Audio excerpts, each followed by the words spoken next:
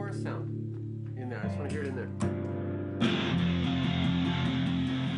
I think this album came together really easily because we were, as people, very optimistic about the future. So we started off this record with a kind of a sense of freedom, a sense of optimism, and a sense of kind of anything is possible now. I think this is the record that we had the most material when we went in to record it, you know, and I think a lot of it kind of stemmed from mine and Brian's kind of frustration with the situation we were in during the Meds session. At the end of the Meds tour, Placebo was kind of a band only really in name. In a way, it had sort of ceased to become a band and it's sort of become a brand, almost. What that meant to me was that it seemed like you were kind of selling something as opposed to sort of living something.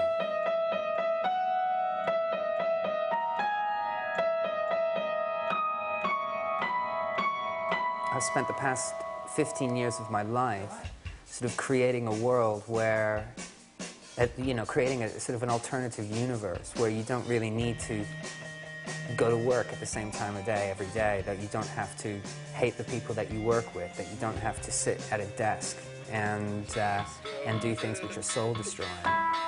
And surely being in a band is this wonderful, creative, expressive alternative to that. As a band, we continuously write. I think what happened during the Meds tour was that me and Brian, we were writing separately, individually, not really knowing that the other person was writing. And during sound checks, where we usually try out new material, that wasn't really happening on the tour. But towards the end of the Meds tour, me and Brian kind of came together and said, listen, you know, we got to, you know, steer this ship back on its right track. And that's when we started to play each other the stuff that we'd written individually, and that's kind of when the concept of this new record, you know, came about. I had a few things in my mind when it sort of came to making a new record. I wanted to make a record which was very colorful, because I'd felt that Meds was pretty dark and pretty down. And there were certain moments on Meds which are probably the bleakest moments that sort of musically and emotionally that we've had in our career. And I wanted to do something which was kind of a bit more upbeat and a bit more optimistic. Almost psychedelic in the true sense of the word, not, you know, not necessarily inspired directly by psychedelic music, but just full of color, basically. Just a feeling that we still had the urge, and we still felt that we had things to write about and you know, new musical avenues to explore together. We got a new drummer in the band. We weren't tied down to a record contract anymore. What Placebo could do at that point was kind of a blank canvas, and that really sort of excited us.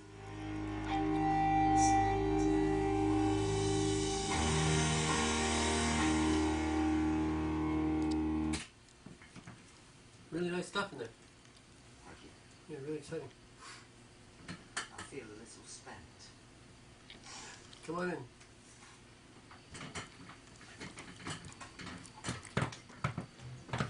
Hello. Hello. Could you please state your name? Klaus von Schwanzkäse. Afternoon, Mr. Schwanzkäse. Guten Tag. What is your role in this artistic endeavor upon which we have just embarked? I plays bass.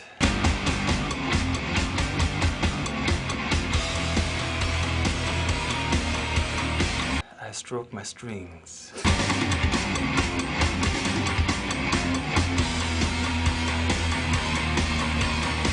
I like to say Vorsprung durch Technik.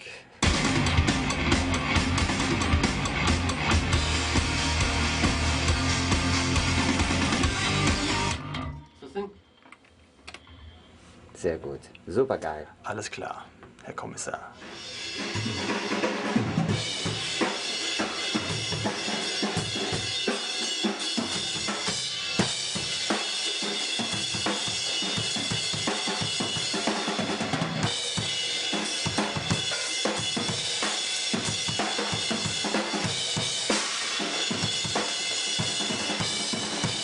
We didn't really want to go through an arduous audition process where we'd have, you know, X amount of drummers coming in and you know, trying them all out. We know that it's a lot to do with personality when it comes to being in a band.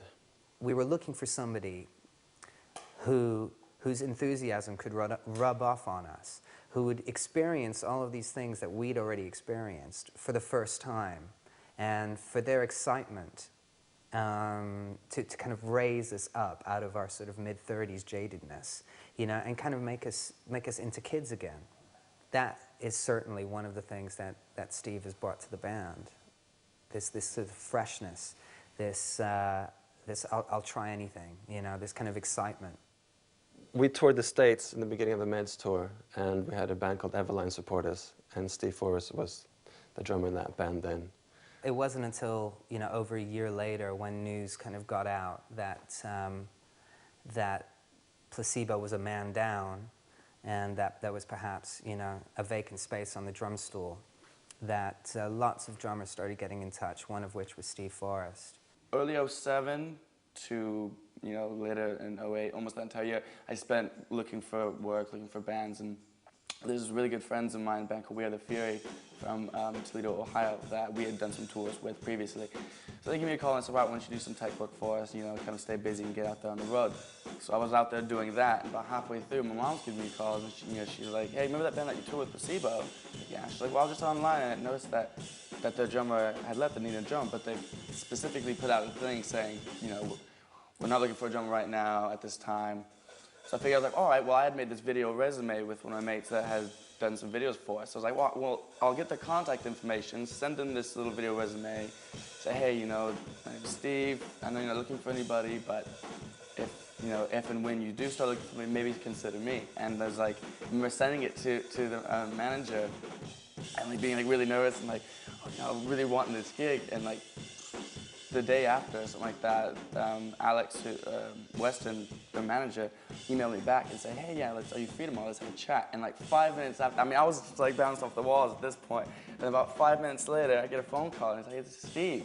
Immediately, I knew it was, because he sounds just like he sings when he talks. And I was like, oh, yeah. And he's like, this is Brian from Placebo. I was like, oh, what's up, man? Like, long time no talk. It was really good. We had about an hour-and-a-half conversation, just kind of getting inside each other's heads. And he's like, yeah, well, why don't you come out to London in January for a couple of weeks and see how it feels? Oh, yeah. We decided to fly him over from California, just hang out for a while and jam and see whether we connected as people or not. Because that's really important, almost more so than sort of a person's musicianship. So you have to kind of figure out whether or not you want to spend 2 years, 10 years, 20 years of your life with this person living essentially in each other's pockets. Because, I mean, to the outside world, this life of kind of tour buses looks very, very glamorous, but there is not a lot of personal space. Like, before actually talking to him, I was kind of like, had this idea of like, yeah, it'd be like phone interview sort of thing, kind of get to know me, but we just kind of like really clicked and connected, so within like the first 5-10 minutes, like all that kind of went out the window. It was just like I was chatting to one of my mates, you know? He came over, we hung out, he learned a lot of the stuff, and we just went in for a couple of days, and, you know, after a couple of hours when nerves have subsided, we were jamming new stuff. He's got a very big heart, a big personality, a lot of warmth, a lot of positivity, a lot of energy. As a player, very demonstrative. The shirt was off, the tattoos are out, and, you know, and I think for me and Brian, it was just like a bit of a breath of fresh air to kind of have that kind of positive energy.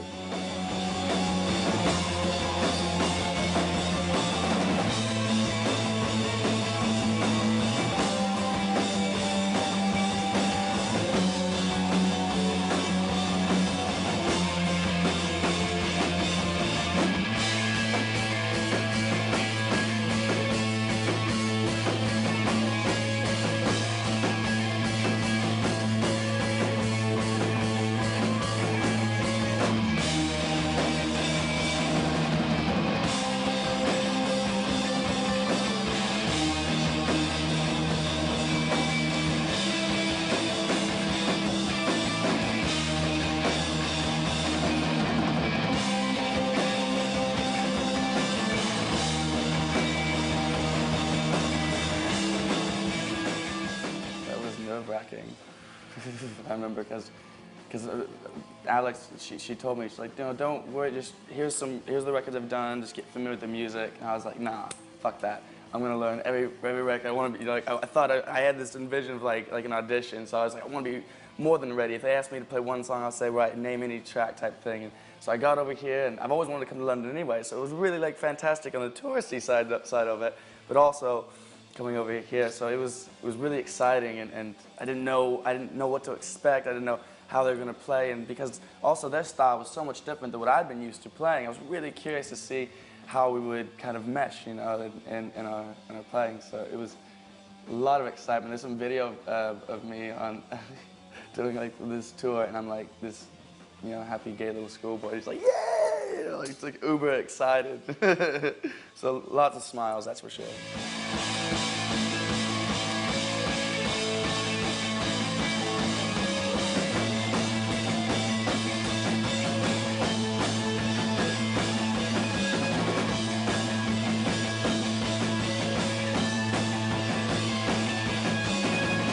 Silence. Oh, sorry. I think we have a little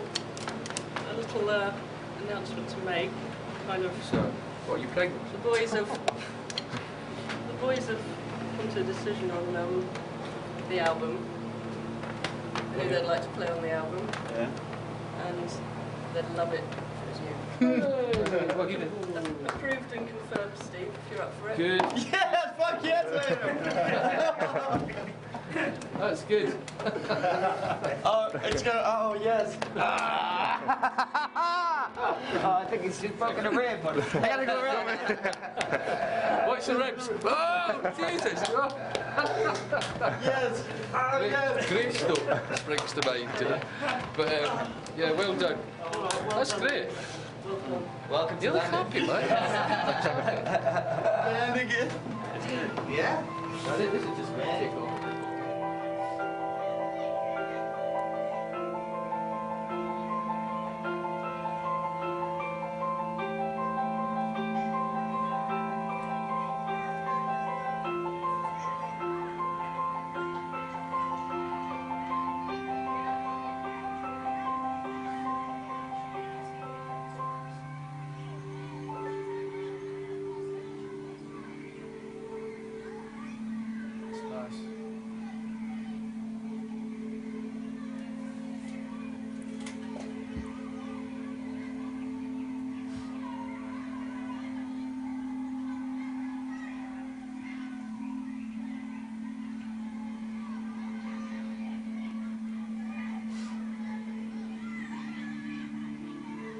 Nice, all this.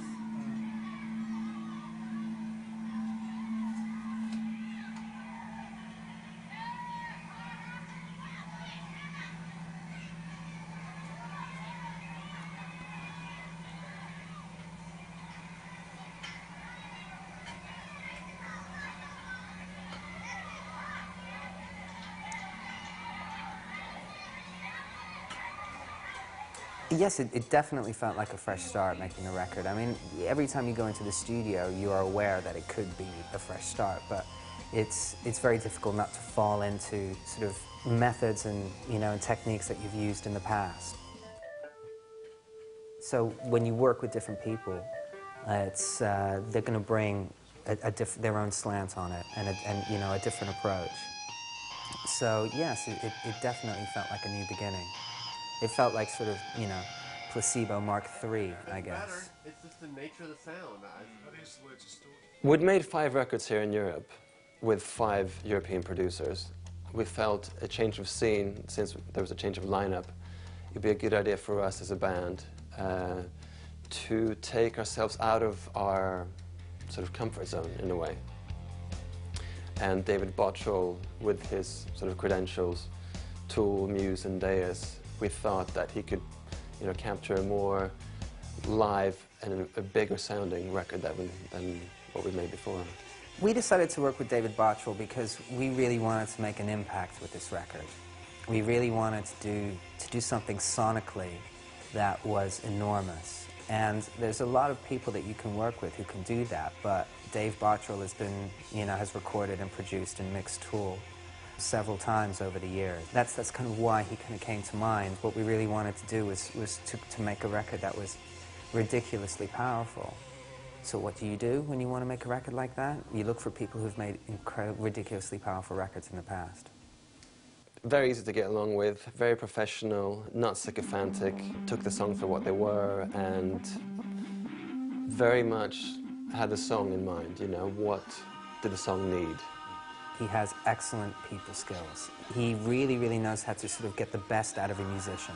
He understands the psychology of recording musicians really, really well.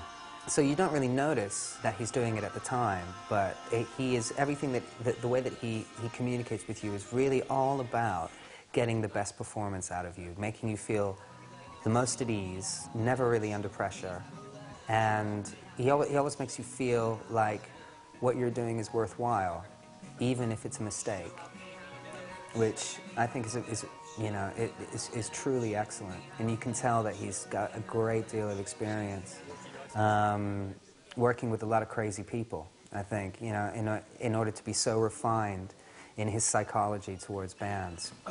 I wonder if just at the very end, when you go into the higher harmony, perhaps you could just back off the mic a bit. Back off the mic. Just back off a touch. Okay. Not too far, just Gotcha. sing it from the mountaintops. Okay. The hills are alive. The hills are alive with the sound of placebo. I loved working in Toronto. We worked in Toronto with David Bottrell because it's his hometown, and you know, he kind of threw us the idea right at the beginning of our working relationship of possibly, you know, going over the pond and recording the album in North America. Considering that we hadn't recorded outside of Europe before, it was, you know, quite an exciting prospect for us. I think we realized that it was going to do two things. First of all, that it was going to kind of take us out of our comfort zone. And secondly, that because we were so far away from home, it would kind of create a really good working environment for us, or a good sort of working attitude, because you were sort of free of all the distractions that you could have if you were at home, or if you were doing something in London, for example. It's got a good vibe, you know, it's a very tolerant city, you know, and the studio that we worked in was an industrial estate, so there was nothing around, you know. We basically did 5 days a week, you know, very focused, and it was the most productive and quickest recording session we've had. Because in the past we've spent 9 months recording in the studio, and that is definitely not good for your mental health.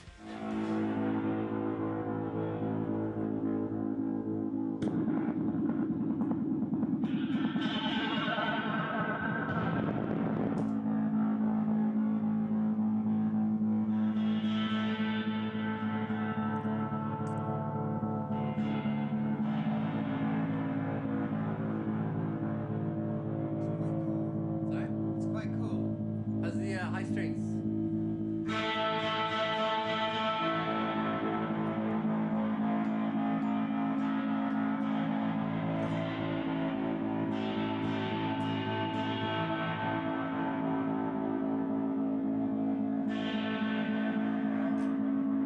Are we getting all the output because do you have to have the 3 outputs? I wonder.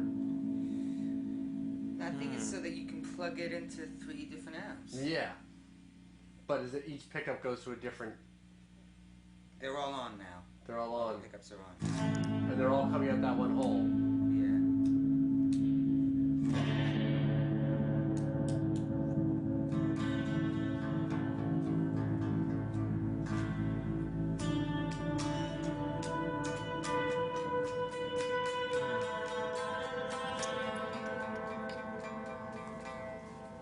You know what it might be nice for? You know the, That's it clean. That's it super clean. right. Well, there's still effects on it. There's still shit going on, right? Oh yeah, of course. Yeah, it's not distorted yet. Right. You know the,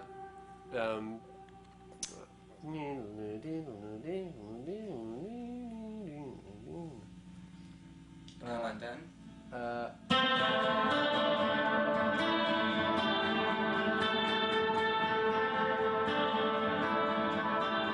You know, the recording process of the album very straightforward. It was very workmanlike. We were recording in the studio, and it's kind of in an industrial state in the middle of nowhere, so there weren't any distractions. And we just kind of really got our heads down, just worked really hard, and managed to record, I think it was 18 songs over the period of 2 months. So it was a very, very productive time.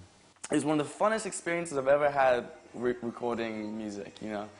I've had some great times before, but with this was just like writing it and recording it. It was, like I said earlier, it was just really fun, you know. It was not to say that it didn't have its hard times, because obviously, you know, you go through those little rough patches. But I think it was really great for me because within this year that we spent together, you know, writing it and recording and everything, it was like each day it was like I would grow like a little bit more, a little bit more, a little bit more, find out more about myself and mature a bit and everything. The process of all of it has been really, definitely life-changing and lovely at the same time. And like I said, it's been one of the funnest times I've ever had in the studio. And yeah, I'm just really, really psyched about everything that's happened. I wouldn't change a thing, that's for sure. Stephen Forrest. All right, Stefan. You better pay attention, because this is the last time I'm going to show you how to do this, okay? Now, what you want to do is line yourself up and then just shoot it. That's all you got to do. It's not that difficult. You'll improve your life techniques. Do it like a man and scratch.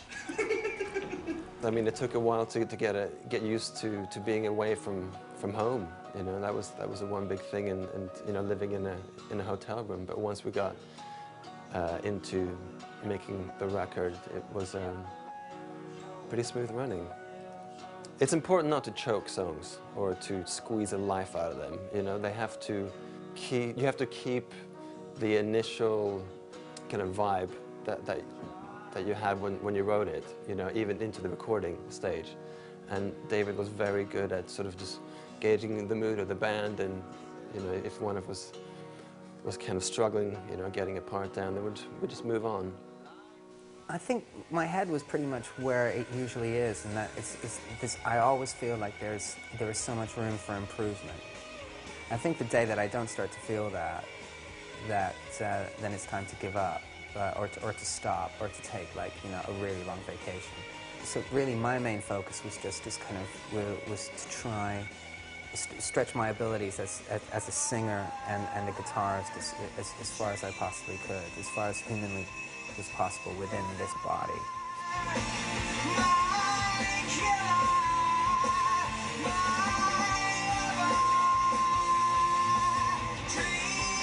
I think this record definitely had there's more hope, there's more passion.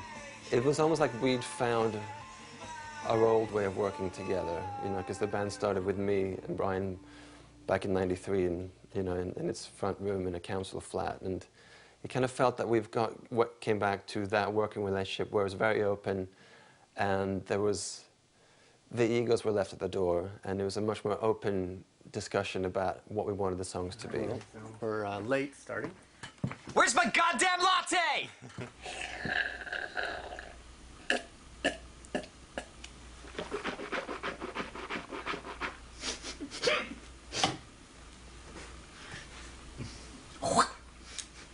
Let's see if it picks up the spray.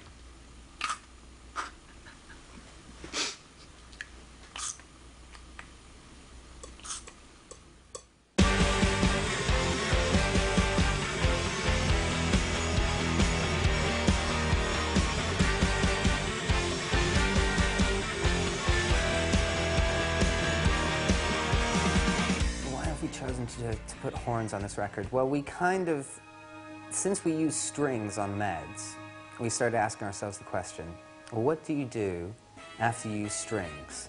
Well, you use a horn section. You know, we just kind of really wanted to, you know, to explore a musical avenue that we hadn't before. And we also, I think, wanted to do something which would surprise a lot of people, which people wouldn't necessarily associate with this band. Obviously very exciting for us, you know, just to sit and other people play, you know, on our record. We, both us and David, came on the idea of using horns more in a sense of texturing them with guitars, you know, not to use them in necessarily quite obvious fanfare kind of arrangement.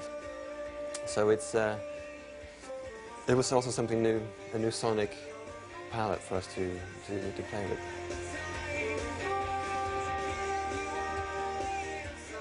We made the record without a record company. It was self-funded and done on our own time and completely on our own terms. And it was a freedom that we welcomed after such a long contract with a major label. As far as the decisions that we made in terms of making the record, i.e. making it without a record company, is very, very much reflected by, you know, the state of the music business today. Of course, we were in the luxurious position of being able to fund the record ourselves without a record company, which a lot of bands aren't. So we took that choice because essentially it would give us just 100% creative freedom. We weren't really concerned about how it was going to be put out, you know, we're just rejoicing, you know, the freedom. We weren't really ready to commit ourselves to another record company or record companies when we were ready to go into the studio. You know, in a very similar way to somebody who makes an independent film, you know, we chose to, you know, sort of make it ourselves and then tout it about, essentially. But, and I think it was a wise decision because it sort of put us in a much more enviable position, really. The industry is changing, you know, you got to move with the times. And I think in a way that the control is reverting back more to the artists. The industry is in a bit of a slump, so we just wanted to more carefully pick and choose how our records were going to be released. Sure. I've been told to reinforce the point emphatically that you have to be extremely quiet. The voice of God has spoken. Ooh, brown love. God is bold. Right, okay, what are we doing again? Okay.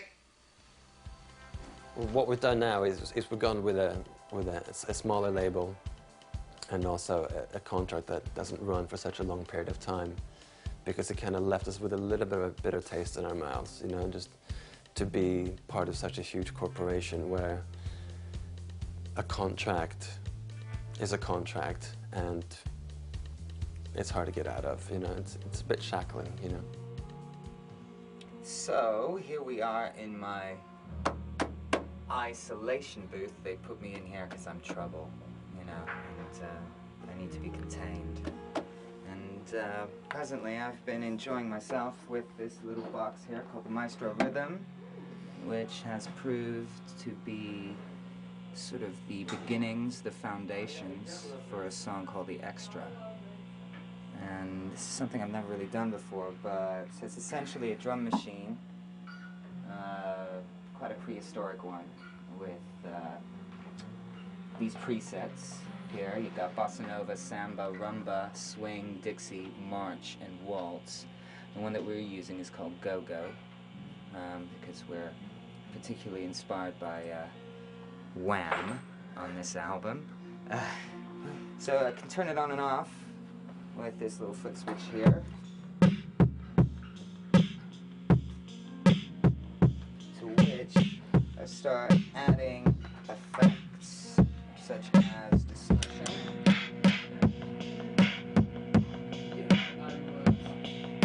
A little bit of blue box for a little bit of echo for a note.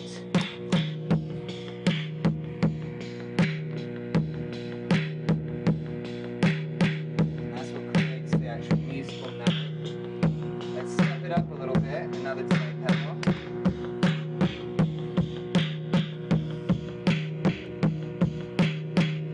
Then we put it through kind of a sort of modulator octave box. Final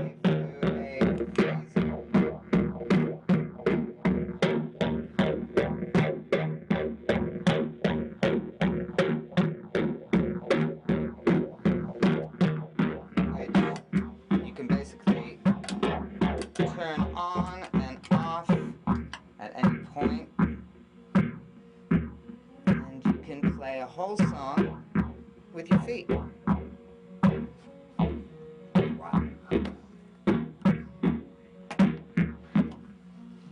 There we go. Well, we're just about to start rehearsals. We've firmed up festivals this summer, so we want to put the record out before then.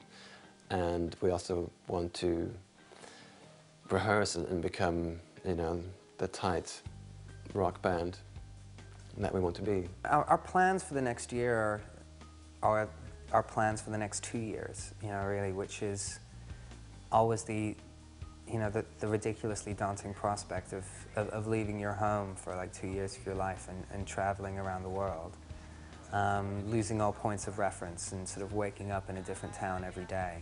Having done that before, we kind of know what that means. And it is exciting, but it is also quite daunting. We're putting together a brand new band for this tour, and it looks like we're going to be a 6-piece on stage, which is really exciting. I mean, we started off as like just, you know, a power trio in the mid-90s.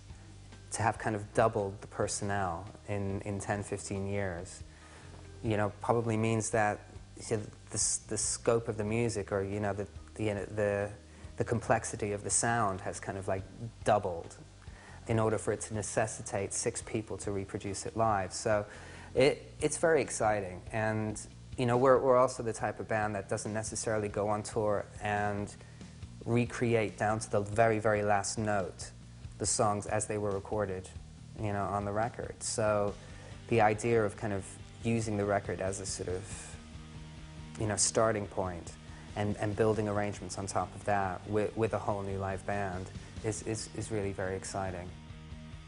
We're just about to begin discussing what the live show is going to look like aesthetically, what theatrical trickery we may have at our disposal in order to create something really exciting. But, you know, it has to be said that, you know, you can dress a monkey up in as much designer clothing as you want, and as much Gucci and as much Dior as you like, but it's still going to be a monkey. Do you know what I mean? And it's similar with a live show. You know, you can get all the special effects, all the fireworks, you know, all the projections that you want, and if you don't have a tight band, if you don't have a band there that's really trying their hardest to communicate outwardly to the people, to really give something special, which means to give something of themselves to the audience, then, you know, what you have is a mediocre band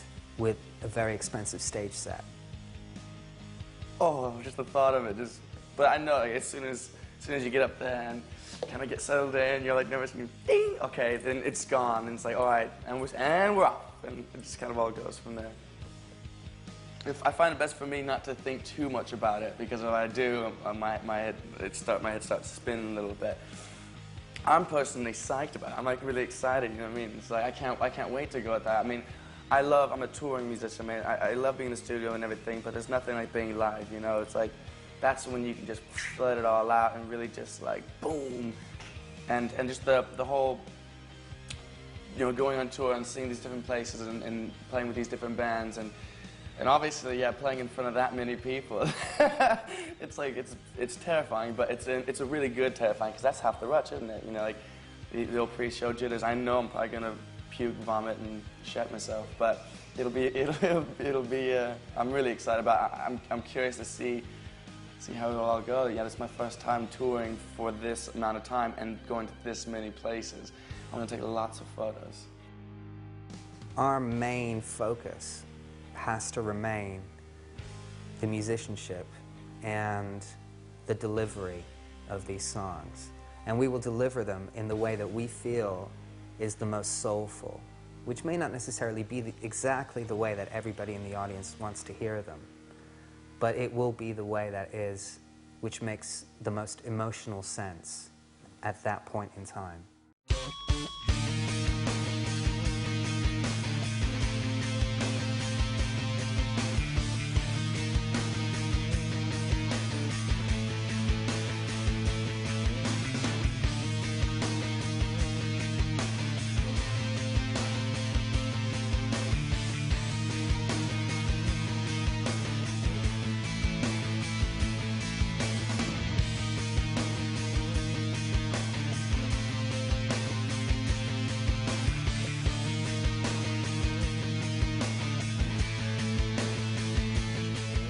that's the whole the whole point of making records, is that you start off with a whole set of intentions, and there might be a kernel of that left by the time you finish it, but you've been through such an emotional journey, and hopefully you've written songs along the way as well, and hopefully songs have changed and, you know, taken on new life and everything, but that by the time you finish it, you've come to a place of truth, but it's not really the truth that you kind of set out to tell, but it's kind of a more honest truth, because it's real, it's reality, it's what you've done, as opposed to what you've tried to sculpt.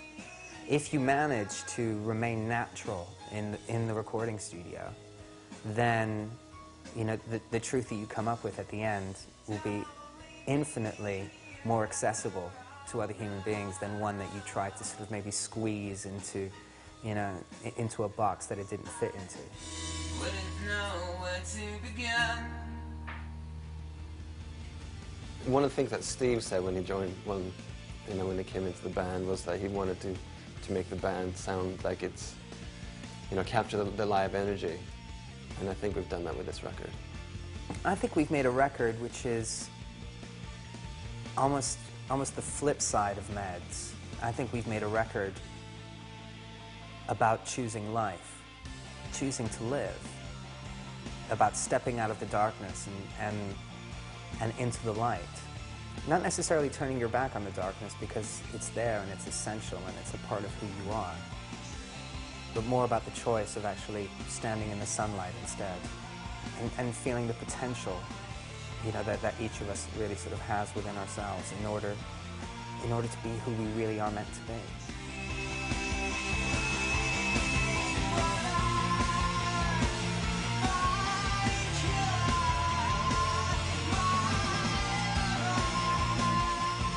I'm very optimistic about the future. I'm in a positive frame of mind and in a good headspace. You know, I think there's a lot of life in the old dog just yet. That old dog is called placebo.